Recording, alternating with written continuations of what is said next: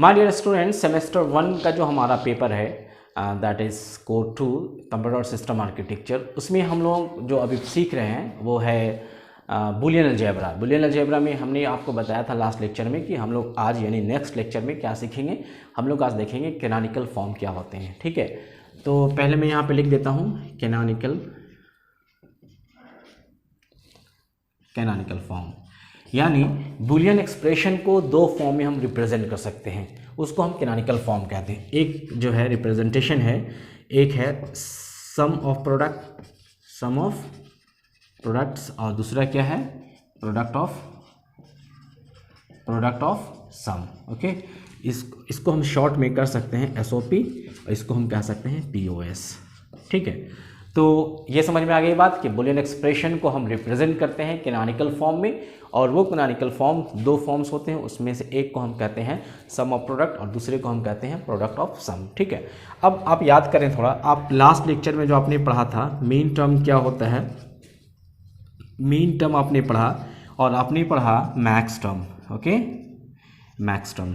Okay, so mean term को हम लोग यहाँ समझेंगे। मीन टर्म ही आपका जो है ये सम ऑफ प्रोडक्ट है और मैक्स टर्म जो है प्रोडक्ट ऑफ सम है। तो अब आप थोड़ा पीछे जाएं, याद करें मीन टर्म को हम कैसे लिखते थे, कैसे प्रोडक्ट वेरिएबल को हम उसमें दिखाते थे, कैसे लिखते थे, और मैक्स टर्म को कैसे लिखते थे। तो आज चले हम सबसे पहले आपको दिखाते हैं सम ऑफ प्रोडक्ट को कैसे हम फाइंड करेंगे।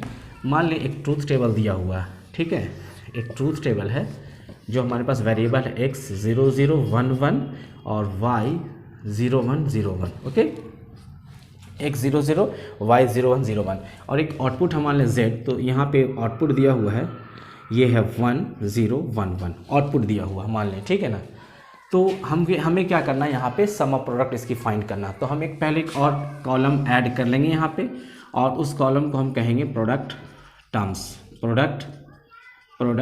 टर्म्स कहेंगे। ओके, तो अब हम देखें यहाँ पे प्रोडक्ट टर्म्स क्या है। टर्म्स हमें जो हमारा ये x और y वेरिएबल, इसका प्रोडक्ट क्या होगा, यहाँ लिखेंगे x बार y बार। अब ध्यान दें यहाँ बार क्यों लिख रहे हैं, मेन टर्म में जो 0 होता है उसको हम जो वेरिएबल में बार से दिखाते हैं। तो यहाँ x में भी 0 y में भी 0, हेयर x में है क्या 0 तो x बार और y में क्या है y। Okay, and in this row the value of x is 1, so we can write here x and y bar. Okay, and finally xy.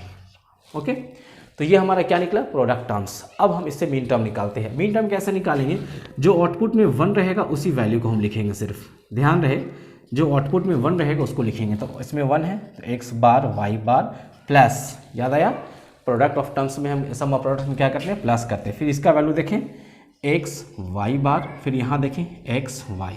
सो ये क्या है, ये सारे मीन टर्म्स हैं। मीन टर्म्स आ गए, इसी को हम कहते हैं सम ऑफ प्रोडक्ट्स कहते हैं या फिर प्रोडक्ट ऑफ सम। तो ये ट्रूथ टेबल का हमने यहाँ पे क्या किया, बुलियन एक्सप्रेशन को फाइंड किया और इस ट्रूथ टेबल के माध्यम से। तो ये समझ में आ गया। अब चलें एक शॉर्टकट हम लोग देखते हैं, शॉर्टकट कैसे फाइंड करते हैं। ओके, सो अब हमारे पास एक क्वेश्चन है यहाँ पे f = सिग्मा 0 1 2 5। इस क्वेश्चन का हमें करना क्या है, अभी हम क्या सीखे सम ऑफ प्रोडक्ट, तो हमें इसको कन्वर्ट करना है किसमें, canonical form of sum of products में। ठीक है, तो सबसे पहले हम देखें यहाँ पे इसको लिख सकते हैं ऐसे करके f = ये 0 है तो m0, याद आया कुछ कैसे लिखते थे हम, f = m0 लिख सकते हैं यहाँ पे। ठीक है, प्लस m1 लिख सकते हैं, प्लस m2 लिख सकते हैं, प्लस m5 लिख सकते हैं। ठीक है, मैं बताया था आपको जो डेजिग्नेशन मीन टर्म की होती है उसको स्मॉल m में दिखाते हैं और मैक्स टर्म की डेजिग्नेशन कैपिटल M में दिखाते हैं। ठीक है, अब देखें m0 का जो वैल्यू होगा बाइनरी 0 0 0 होगा, m1 का वैल्यू क्या होगा बाइनरी, यहाँ पे हम देखें बाइनरी m1 का क्या होगा 0 0 1। ठीक है, उसके बाद हम देखें m2 का वैल्यू क्या होगा, m2 का जो वैल्यू होगा वो 0 1 0 होगा और m5 का जो वैल्यू होगा वो 1 0 1 होगा। ठीक है, अब कैसे आप देखें, जैसे मान लें 1 0 1, तो अब याद करें पहले क्या हमने बताया था 2 2 जब 4 1 2 1 2 0, तो ये 1 0 हो गया। अब 3 डिजिट में हम लोग चूँकि यहाँ पे लास्ट वाला 3 डिजिट है तो हमने सबको 3 डिजिट में कर दिया। m2 का 0 1 0 हो गया। ठीक है, और m1 का 0 0 1 हो गया। अब ध्यान दें कि हमारे पास कितने वेरिएबल है यहाँ पे, अब x y z हमारे पास 3 वेरिएबल हो गए ना, तो इसको हम लिख सकते हैं x bar y bar z बार। ठीक है, इसको हम लिख सकते हैं x bar y bar z। Okay, अब हम यहाँ लिख सकते हैं एक्स बार वाई जेड बार, यहाँ लिख सकते हैं एक्स वाई बार जेड, राइट। बहुत आसान है। आप देखिए कैसे हम फाइंड किए यहाँ पे, चूँकि 0 0 है सारे में बार आ जाएंगे। यहाँ पे 0 0 दो बार हमने दिया, 1 में हमने z लिखा, कोई बार नहीं, चूँकि 1 मेन टर्म में बार नहीं होता। उसके बाद यहाँ पे देखें m2 में क्या हमने दिया 0 1 0, और यहाँ पे हमने दिया x बार y z बार। फिर हमने m5 में 1 की जगह x लिखा, 0 की जगह y बार लिखा और 1 की जगह z लिखा। तो यहाँ पे हमारा 3 वेरिएबल यूज़ हो रहा है। अब सबको हम पुट कर दें इसके जगह। m0 का वैल्यू क्या आया x bar y bar z bar, plus m1 का वैल्यू क्या आया x bar y bar z, plus m2 का वैल्यू क्या आया, m2 का वैल्यू यहाँ से देखें x bar y z bar, plus m5 का वैल्यू क्या है x y bar z bar. So this is called sum of product and you can also say canonical form of sum of products और minterms. तो ये हमारा answer आ गया shortcut से, ठीक है। अब आप इसमें और क्वेश्चन को उठाएं और इसको बनाने की कोशिश करें। तो ये एग्जाम में भी पूछा जाता है और आपको आगे जो करना में पढ़ेंगे तो आपको ये काम आएगा बहुत, ठीक है। चलिए आगे बढ़ते हैं मैक्स टर्म में। अब हम लोग बात करते हैं प्रोडक्ट ऑफ सम की या फिर मैक्स टर्म की, ठीक है। अब हम इस ट्रूथ टेबल से जो आपके सामने दिया हुआ है व्हाइट बोर्ड में, आप देखें कि इस ट्रूथ टेबल के माध्यम से हम कैसे प्रोडक्ट ऑफ सम को फाइंड करेंगे या मैक्स टर्म को फाइंड करेंगे, ठीक है। तो ये दिया हुआ रहेगा क्वेश्चन में और आपको क्या करना है मैक्स टर्म फाइंड करना। तो यहाँ पे एक कॉलम को ऐड कर लें जिसका नाम हम डाल देते हैं मैक्स टर्म, ठीक है। क्या डालें नाम, मैक्स टर्म। अब देखें आप यहाँ पे x y z है तो यहाँ पे वैल्यू पुट करेंगे x plus Y plus Z, क्यों, क्योंकि मैक्स टर्म में जीरो में जो वेरिएबल होता है उसमें बार नहीं लिखते हैं, ठीक है। उसी तरीके से यहाँ पे देखें x plus Y plus Z bar, x plus Y bar plus Z, x plus Y bar plus Z bar, then x bar plus Y plus Z, then x bar plus Y plus Z bar, then x bar plus Y bar plus z, x bar plus Y bar plus z bar, right.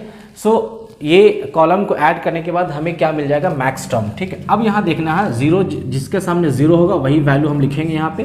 तो इस सबसे पहला value क्या होगा हमारा x plus Y plus Z bar, then हमारा value है x plus Y bar plus Z bar, then हमारा है x bar plus Y plus Z bar, ठीक है। तो ये हमारा मैक्स टर्म हो गया या फिर प्रोडक्ट ऑफ सम हो गया। इस तरीके से हम फाइंड कर सकते हैं।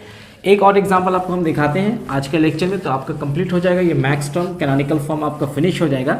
आप फिर जितने एग्जांपल चाहें आप बनाएं। तो हमारे पास क्वेश्चन दिया है f इक्वल टू, यहाँ पे सिंबल f पाई यूज़ करेंगे 0 1 2 4 5 7, ठीक है। यहाँ पे क्वेश्चन क्या दिया रहेगा हमारे पास 0 1 4 5 7, 0 1 4 5 7, ठीक है। तो सबसे पहले हम इसको ऐसे पुट कर दें, 0 को m0 क्या दिखा दें m0 into m1 into m4 into m5 into m7, ठीक है। मैक्स टर्म में जो हम इसको शो करते हैं कैपिटल M से, वेयर एज मीन टर्म में क्या से दिखाते हैं स्मॉल m से, ठीक है। अब यहाँ पे m0 का हम वैल्यू पुट करेंगे 0 0 0, m1 का वैल्यू पुट करेंगे 0 0 1, m4 का वैल्यू पुट करेंगे बाइनरी नंबर 1 0 0, m5 का वैल्यू हो जाएगा 1 0 1 और m7 का वैल्यू हो जाएगा 1 1 1, ठीक है। अब यहाँ क्या होगा 0 0 का x plus Y plus Z, ठीक है। यहाँ पे क्या हो जाएगा x plus Y plus Z bar, यहाँ पे x bar plus Y plus Z, यहाँ पे x bar plus Y plus Z bar, यहाँ पे हो जाएगा x bar plus Y bar plus Z bar, right. अब यहाँ देखें इसमें हम वैल्यू पुट कर दें। सबसे पहले f इक्वल टू क्या हो जाएगा m0 का वैल्यू क्या है, यहाँ पे देखें x plus Y plus Z, फिर यहाँ पे क्या है x plus Y plus Z bar, फिर यहाँ x bar plus Y plus Z, फिर क्या है x bar plus Y plus Z bar, और फाइनली क्या है x bar plus Y bar plus Z bar. तो ये हमारा क्या निकल गया, ये हमारा मैक्स टर्म निकल गया, ठीक है। इस तरीके से हम मैक्स टर्म को फाइंड कर सकते हैं, निकाल सकते हैं, ओके। तो इस तरीके से आपको क्वेश्चन दिया रहेगा, आप निकालें, इसको फाइंड करें, और कोई डाउट अगर हो तो ज़रूर हमें बताएं। और अगर आपको समझ में आ गया तो और प्रैक्टिस करें, और हो सके तो आप ज़रूर शेयर कर दें और ताकि दूसरे लोग भी फ़ायदा उठाएं। Thank you very much.